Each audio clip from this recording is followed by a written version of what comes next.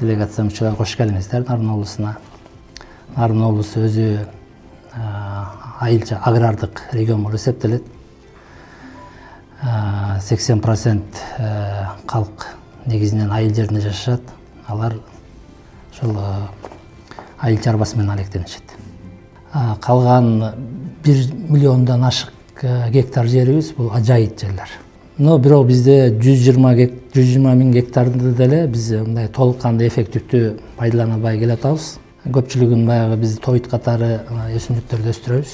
Мисалы үчүн тиги ячмен, буудай, эспарсет, тиги эмелер айтып койдуңуз да.